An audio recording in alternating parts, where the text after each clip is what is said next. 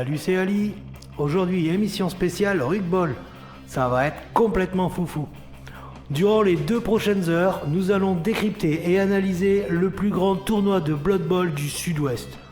Un reportage complet avec des révélations exclusives. Po les chocolats. Vous allez être gâtés, bande de petits vénards. Et en plus, aujourd'hui, bonne nouvelle, il n'y aura pas Lolito. Et ça, c'est vraiment cool. T'es viré, Lolito. Ouais, je sais, c'est dur de l'apprendre comme ça à la télévision. Bah, ne le prends pas trop mal quand même. Tu savais tôt ou tard que la stagiaire allait finir par parler. Bon, tu t'inquiètes pas, je ponds quelques scripts et on se capte pour un tournoi, un de ces 4. A plus, bonhomme.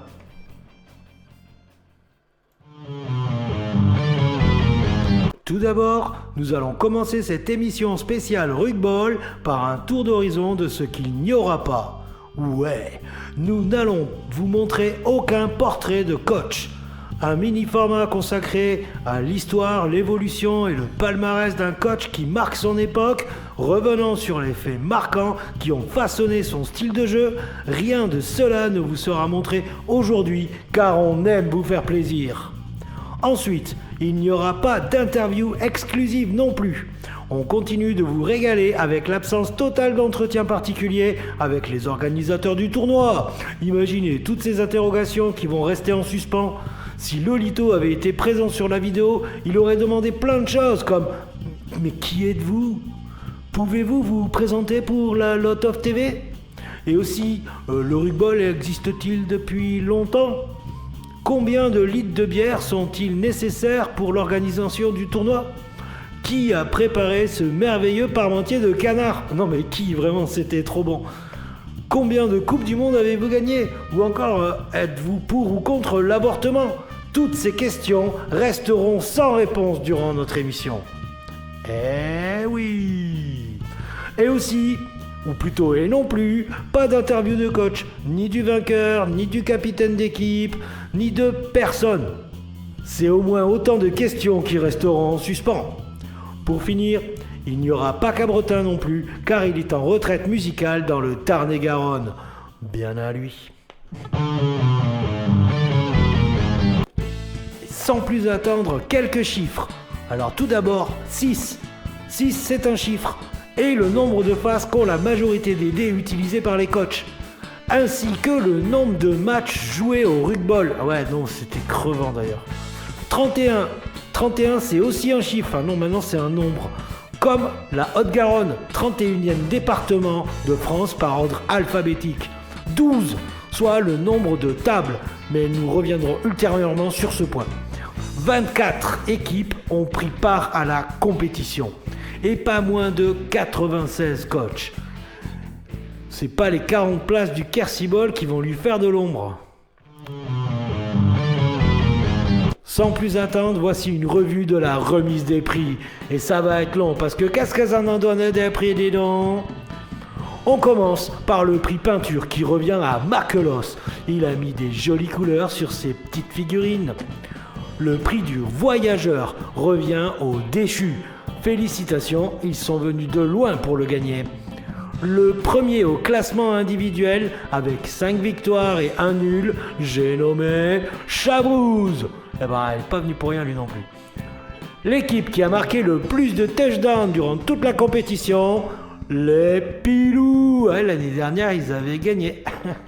Mais bon, ils sont toujours dangereux, ils mettent des points quoi. À la bâche, ce sont les Espagnols de la Toxic Team qui remportent la palme. Ils sont pas venus en France pour trier les violettes, ceux-là.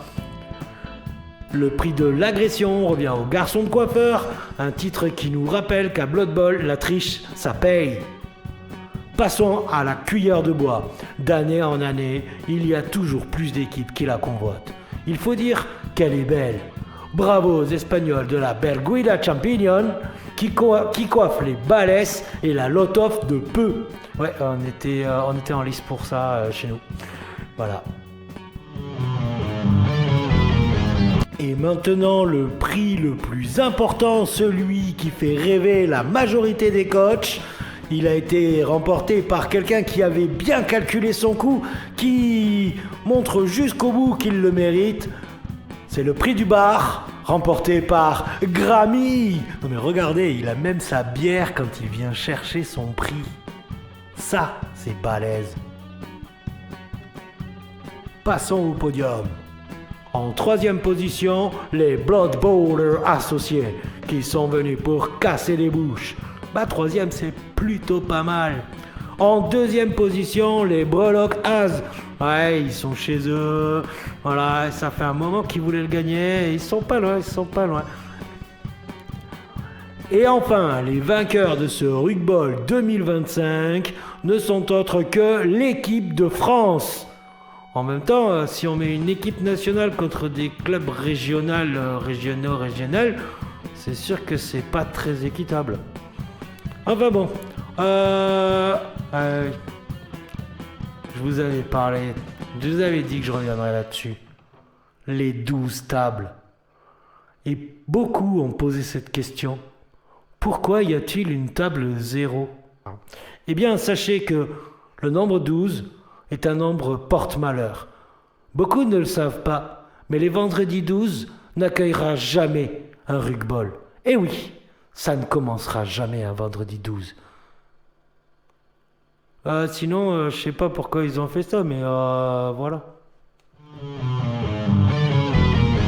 Un grand merci à toute l'équipe d'Orga, c'était vraiment un super rugball, je dirais même le meilleur auquel j'ai jamais participé.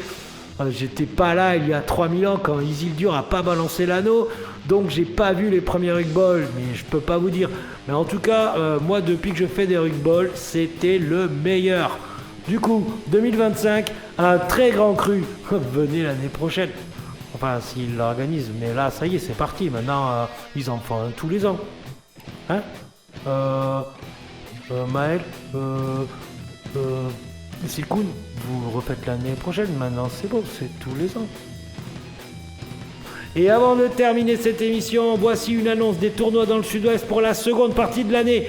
Ouais, on en a déjà parlé, les 17 et 18 mai prochains, ce sera le Quercy Ball à Cahors, il reste des places, venez nombreux, il reste des petits pains. Les 18 et 19 juillet, ce sera l'Ours Ball d'été en Ariège. Tournoi en individuel dans un décor magnifique. Ouais, allez-y, c'est génial.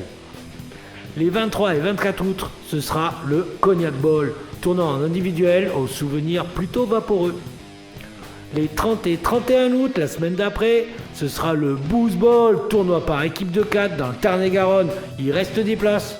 Si je dis il reste des places à chaque fois, on va le savoir. Et le 26 octobre, ce sera le Softball à Pontac. Tournoi en individuel, il reste des places.